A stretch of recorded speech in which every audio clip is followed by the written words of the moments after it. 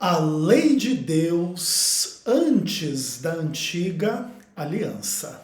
Eu sou Ezequiel Gomes, você está no canal Vem Senhor Jesus e hoje nós damos continuidade às nossas respostas ao pastor Luciano Subirá. A gente está respondendo aí uma série de 3 vídeos que foram veiculados no canal para que possamos, falando um pouco sobre o tema da lei de Deus. E antes da gente entrar nas respostas aos argumentos específicos do Luciano nesses 3 vídeos, a gente está construindo um background teórico em cima do qual a gente vai oferecer as nossas análises e as nossas respostas, tudo bem? E um dos aspectos interessantes para a gente tratar nesse pano de fundo é a questão da lei de Deus antes que houvesse uma antiga aliança. Uma boa parte dos argumentos de pessoas como Luciano Subirá e outros cristãos que não querem guardar o sábado e tudo mais, tem que ver com a ideia de que nós cristãos vivemos não sob a antiga aliança, mas sob a nova aliança. Então, essa ideia de guardar o sábado, ela é algo que está atrelado à primeira aliança ou à antiga aliança. Não sendo mais esse o caso, vivendo nós nos tempos do Novo Testamento, então agora há uma mudança nas leis referentes à antiga aliança e nós não estamos mais atrelados a essas leis da antiga aliança, beleza? Esse é um argumento muito comum usado por cristãos que não querem guardar o sábado. Todavia, a gente precisa tratar algumas questões que deveriam ser simples e de conhecimento geral de todas as pessoas, mas que nem sempre são ensinadas ou enfatizadas e que demonstram a falência completa desse tipo de argumentação. E aqui a ideia é a seguinte. Bom, os 10 mandamentos, eles remontam a um período anterior à antiga aliança, ou seja, os 10 mandamentos, eles não pertencem à antiga aliança. Até porque, se fosse esse o caso, um monte de coisa na Bíblia, antes que houvesse a antiga aliança, não faria nenhum sentido. E eu vou demonstrar isso para vocês com muita tranquilidade. E a conclusão a que isso nos conduz é que essa argumentação de que a gente não guarda o sábado, porque não estamos sob a antiga aliança, ela é falsa. Até mesmo porque o próprio sábado antecede a antiga aliança. Então, mesmo que a gente não precisasse guardar o sábado porque não estamos na antiga aliança, ainda assim nós deveríamos considerar guardar o sábado, porque ele não é uma função da antiga aliança, ele antecede a antiga aliança, demonstrando a sua importância.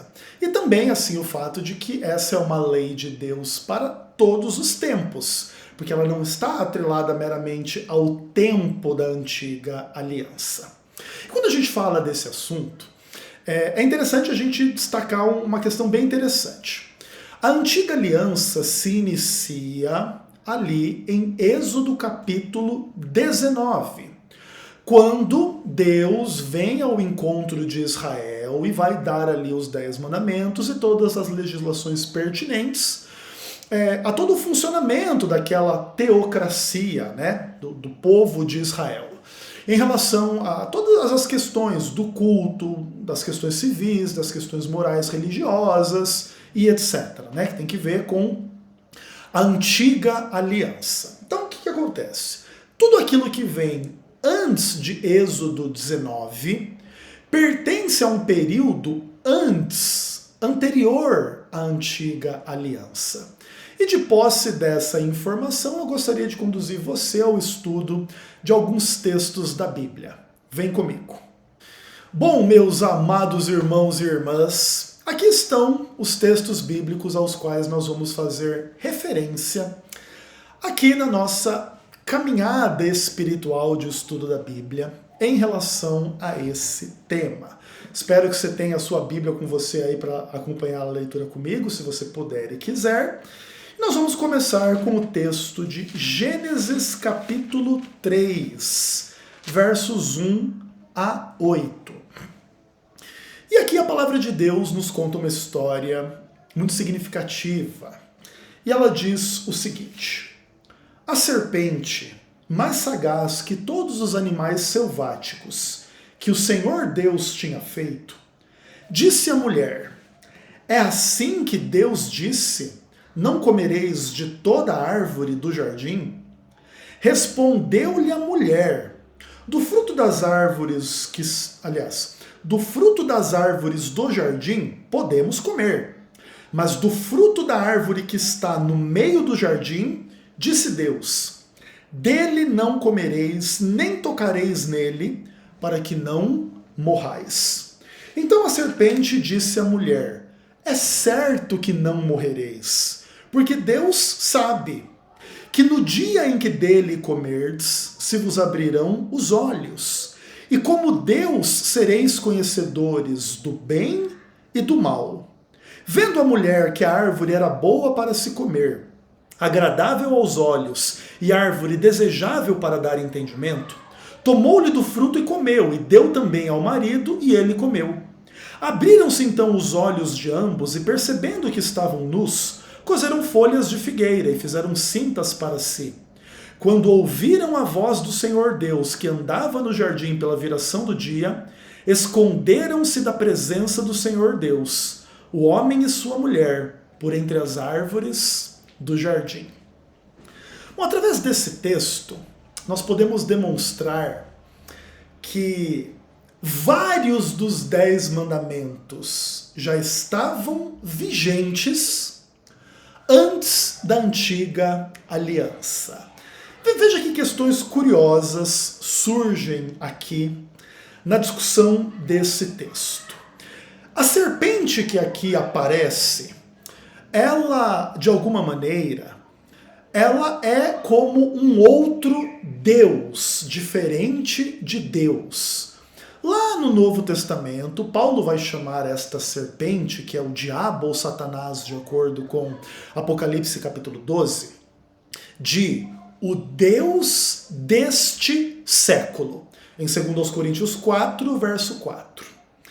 E este Deus serpente, esse Deus com D minúsculo, ele mente, ele toma o nome de Deus em vão, com o intuito de enganar Adão e Eva. Olha que questão interessante. O diabo, através desta serpente, ou na forma de uma serpente, vem falar com a Eva e diz: é assim que Deus disse? Você não pode comer nada aqui? Não, podemos comer tudo. Não, mas você não vai morrer. Ou seja, o diabo usa o nome de Deus em vão e mente, dá um falso testemunho para com Eva e diz para ela que ela não vai morrer. Mas peraí, Deus tinha dito que ela iria morrer se ela comesse o fruto da árvore do conhecimento do bem e do mal. Então o diabo é um outro Deus, o diabo toma o nome do Deus verdadeiro em vão, o diabo faz falso testemunho, engano, mentira. Inclusive nesse aspecto, João 8,44, Jesus fala a respeito dele. Ele é mentiroso e pai da mentira. Quando ele mente, ele fala do que lhe é próprio, certo? E mentiroso e assassino desde o princípio, ensinou Jesus. Ou seja, aqui nós percebemos algumas questões importantes. O próprio texto aqui vai implicar agora que Deus vai aparecer para Adão e Eva e vai amaldiçoar a serpente, vai punir Adão e Eva em função de todo esse ocorrido, demonstrando que ter um outro Deus diante de Deus, colocar as palavras da serpente acima das palavras de Deus, é pecado. Mentir é pecado. A serpente ela é punida por ser um instrumento da mentira satânica, em função da qual o gênero humano cai em pecado. E etc. Demonstrando que os 10 mandamentos já estavam vigentes antes da antiga aliança. De outra maneira, Deus poderia dizer assim: Ah, vocês não fizeram nada de errado porque eu ainda não estabeleci a antiga aliança. E esses mandamentos, a transgressão deles só é pecado quando você está debaixo da antiga aliança. Obviamente que não é isso o que acontece. E aí, o que a palavra de Deus diz? Que se eles comessem o fruto do conhecimento do bem e do mal, eles iriam morrer. Depois, lá no Novo Testamento, em Romanos capítulo 5, verso 12, Paulo vai esclarecer: a morte entrou no mundo, o pecado, através de um só homem. E a morte passou a todos porque todos pecaram. Então veja bem, quando foi que as pessoas começaram a morrer na história humana? Foi só depois da antiga aliança ser promulgada em diante? Antes daquilo não havia morte? Essa não é a verdade, esse não é o relato bíblico, não é verdade? Adão e Eva morreram. Eles viveram 900 anos e depois morreram. E todas as pessoas que vieram à existência como filhos e filhas de Adão e Eva morreram ou estão morrendo num processo de morte. Tipo assim, eu e você. E a morte passou a todos por quê? Porque todos pecaram. Então, o pecado em função da transgressão da lei de Deus, ela já é uma realidade. O pecado é uma realidade desde o primeiro momento em que Adão e Eva desobedeceram aqui às leis de Deus, ao darem ouvido à mentira em lugar da verdade, ao colocarem a palavra do diabo acima da palavra de Deus e tornarem o diabo um outro Deus diante de Deus, e coisas desse tipo. Mas a gente pode avançar um pouquinho mais para demonstrar a exatidão do que a gente está ensinando aqui de forma irrefutável. Gênesis capítulo 4, versos 8 a 18. Disse Caim a Abel, seu irmão, vamos ao campo. Estando eles no campo, sucedeu que se levantou Caim contra Abel, seu irmão, e o matou. Disse o Senhor a Caim, onde está Abel, teu irmão? Ele respondeu, não sei. Acaso sou eu o tutor do meu irmão? E disse Deus, o que fizeste? A voz do sangue de teu irmão clama da terra por mim. És agora, pois, maldito por sobre a terra, cuja boca se abriu para receber das tuas mãos o sangue de teu irmão. Quando lavrares o solo, ele não te dará ele a força. Serás fugitivo e errante pela terra. Então disse Caim ao Senhor, é tamanho o meu castigo, que já não posso suportá-lo. Eis que hoje me lanças da face da terra e da tua presença. Hei de esconder-me, serei fugitivo e errante pela terra. Quem comigo se encontrar, me matará. O Senhor, porém, lhe disse, assim qualquer que matar a Caim será vingado 7 vezes. E pôs o Senhor um sinal em Caim, para que não o ferisse de morte quem quer que o encontrasse. Retirou-se Caim da presença do Senhor e habitou na terra de Nod, ao oriente do Éden. Veja, meus amados irmãos, se o mandamento não matarás fosse vigente unicamente na antiga aliança, Caim não seria culpado de pecado, nem teria sido amaldiçoado por matar seu irmão. Aliás, o irmão dele nem poderia morrer, porque fora da antiga aliança não haveria pecado, não haveria morte, porque a morte está em função do pecado, segundo o relato bíblico. Agora, se Abel morreu, já se revela que Abel era um pecador, transgressor da lei de Deus, certo? Se a morte passou a todos porque todos pecaram e a morte passou a Abel, Abel também pecou. Isso não quer dizer que Abel teve culpa no assassinato que o seu irmão realizou contra ele. Mas Abel tinha outras culpas e em função das suas culpas foi entregue à morte. Beleza?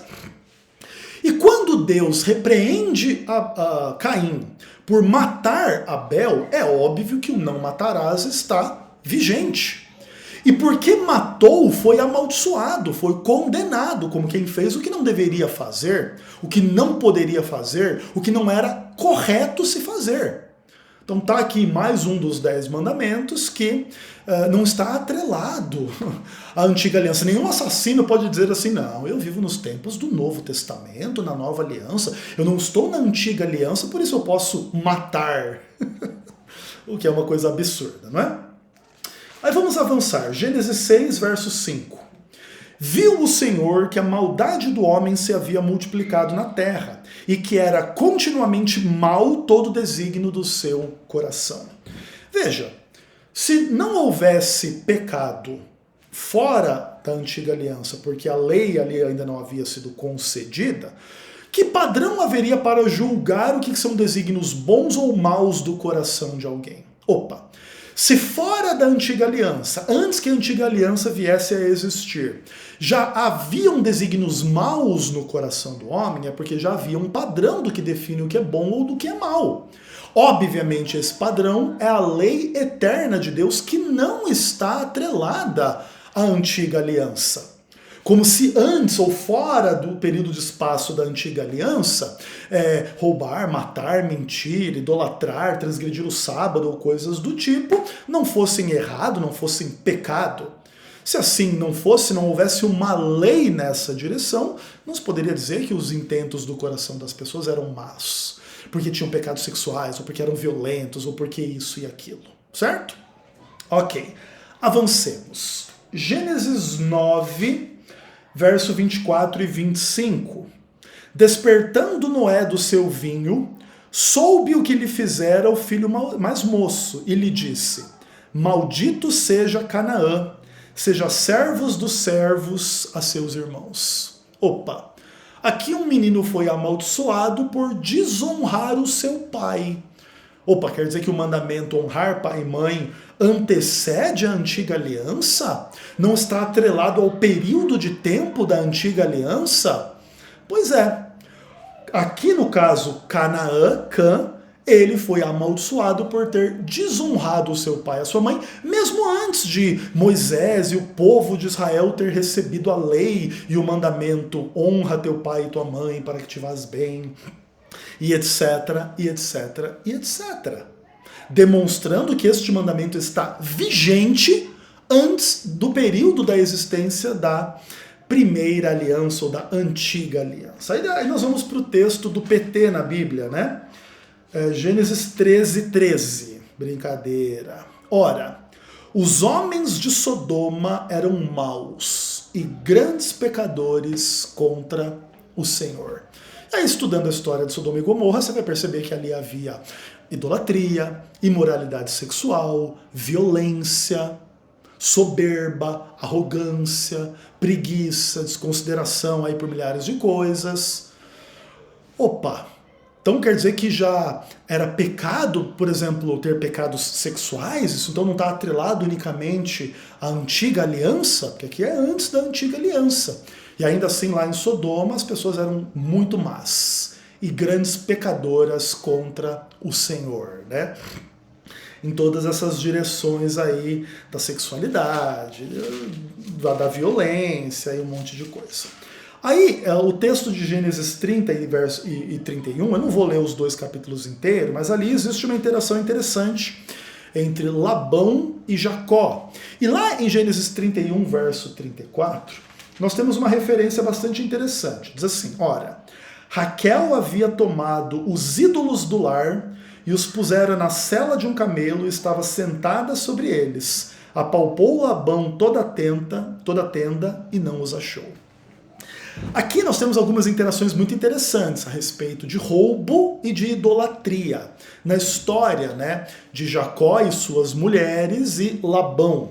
Então Labão fez ali um acordo com Jacó para que Jacó trabalhasse pelas filhas dele, e aí, em tese, Labão rouba Jacó da sua herança, né, e faz ele trabalhar de graça em função do amor que ele tinha para com Lia, Raquel e aquela coisa toda, suas servas. Daí ele tem 12 filhos, que são os originários das 12 tribos de Jacó, e não sei o quê. Tudo bastante interessante. E aqui, no caso, Raquel rouba o ídolo do lar, e é roubo e idolatria no contexto todo ali. Inclusive, aí se diz que os ídolos do lar, eles eram como certificados de propriedade. Ela, ao roubar os ídolos do lar, ela estaria, tipo, reclamando aquilo que Labão havia roubado de Jacó. Mas peraí, não furtarás ou não roubar, tanto Labão não deveria roubar Jacó, nem Raquel deveria roubar Labão. Estava vigente já esses mandamentos? Porque é a isso que conduz a história, a moral da história. Labão, ele é condenado como alguém desonesto, que tenta enganar Jacó e roubar ele. Inclusive, quando as crias que seriam de Jacó começam a se multiplicar mais do que as dos demais, isso é visto como um sinal miraculoso divino de Deus abençoando Jacó em função da desonestidade de Labão, que havia feito um acordo ruim com Jacó. Então, todos esses mandamentos aqui, de idolatria contra idolatria e contra você ser ladrão, etc., já estão vigentes antes da primeira aliança ou da antiga aliança, tá bom? Demonstrando, inclusive, a eternidade da lei de Deus. E onde quer que você seja um ladrão, você está errado e equivocado, tudo bem? Beleza. E aí a gente já citou aqui, então, no final das contas, todos os 10 mandamentos. Não terás outros deuses diante de mim. É ali Adão e Eva diante da serpente, dando ouvidos à serpente mais do que a Deus. A idolatria está aqui, Raquel roubando os ídolos do lar do seu pai. O tomar o nome de Deus em vão é a própria serpente aqui usando o nome de Deus para enganar, para dizer que Deus mentiu. Desonrar o pai e a mãe está aqui, o filho de Noé desonrando ele. O não matar está aqui Caim matando Abel. O não furtar está aqui Labão ou Lia furtando Jacó ou Labão. O não tomarás, aliás, o não dirás falso testemunho, está aqui a serpente enganando Adão e Eva. Aqui em Gênesis tem as mentiras de Abraão também, em relação aí ao fato de que Sara era ou não era sua esposa. E também está lá a mentira envolvida nessas coisas todas. E estão em perigo em função de tudo isso, e são pecadores, e todos eles morreram, e a morte passou a todos porque todos pecaram. Então já havia pecado e morte antes da antiga aliança. E aí a gente chega nos 2 textos que falam a respeito desse assunto, antes da primeira aliança, também em relação à guarda do sábado. Então vamos lá, Gênesis capítulo 2, versos 1 a 3. Assim, pois, foram acabados os céus e a terra, e todo o seu exército. E havendo Deus terminado no dia 7º a sua obra que fizera, descansou nesse dia de toda a obra que tinha feito. E abençoou Deus o dia 7º e o santificou, porque nele descansou de toda a obra que como Criador fizera. Então aqui está o 7º dia abençoado, santificado, dia de descanso e blá blá blá. E quando a gente chega lá em Êxodo capítulo 16... antes da antiga aliança, verso 25 a 30, está lá. Então disse Moisés, comei o maná hoje, porquanto é sábado do Senhor, hoje não o achareis no campo. 6 dias o colhereis, mas o 7º é o sábado, nele não haverá. Ao 7º dia saíram alguns do povo para o colher, porém não o acharam. Então disse o Senhor a Moisés, até quando recusareis guardar os meus mandamentos e as minhas leis? Considerai que o Senhor vos deu o sábado, por isso ele, no 6º dia, vos dá pão para 2 dias, cada um fique onde está, ninguém saia do seu lugar no 7º dia, assim descansou o povo no 7º dia. Aqui a primeira aliança, ou a antiga aliança, não tinha sido promulgada ainda, mas Deus estava lá. Até quando vocês vão descumprir as minhas leis? Ninguém avisou Deus que a antiga aliança ainda não tinha sido promulgada?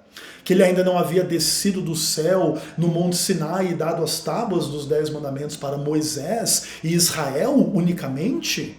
Até porque, inclusive, várias dessas pessoas aqui acusadas de pecado até esse ponto para trás nos textos de Gênesis, não era ninguém israelita, porque Israel sequer existia. Mas matar já era pecado, roubar já era pecado, mentir já era pecado. E aqui transgredir o sábado também já era pecado. O povo que saiu da terra do Egito, e nem era todo mundo da família de Abraão, porque alguns egípcios vieram junto com o povo de Deus. E eles também não deveriam colher maná no sábado. E Deus daria então o maná dobrado na sexta-feira e não estragaria para o sábado, para eles terem que comer no sábado. E quando eles faziam isso nos outros dias, o maná estragava, mas da sexta para o sábado isso não acontecia. E quando alguém foi lá procurar maná no sábado, Deus falou, até quando vocês vão descumprir as minhas leis? Ou seja, a lei da guarda do sábado, ela antecede a antiga aliança, por isso ela não está... Opa, caiu o caderno aqui. Por isso ela não está atrelada ao período da Antiga Aliança, como se a lei da guarda do sábado só fosse relevante no período da Antiga Aliança em relação a Israel e blá blá blá, que é uma parte da lamentável argumentação das pessoas que são contra o mandamento de Deus. Belezinha? Eu nem queria gravar esse vídeo aqui para vocês. Na verdade, hoje eu ia gravar um vídeo sobre se Deus transgride as suas leis ou não. Mas eu acho que seria importante a gente dar esse passo atrás para criar um background assim bem didático, para explicar tudo bem explicadinho, para demonstrar a natureza do erro dos nossos irmãos evangélicos anti-adventistas que combatem a lei de Deus no que tange a guarda do sábado. Beleza? Então, no próximo vídeo vem mais polêmica por aí. Um abraço, até o próximo vídeo, se Deus quiser.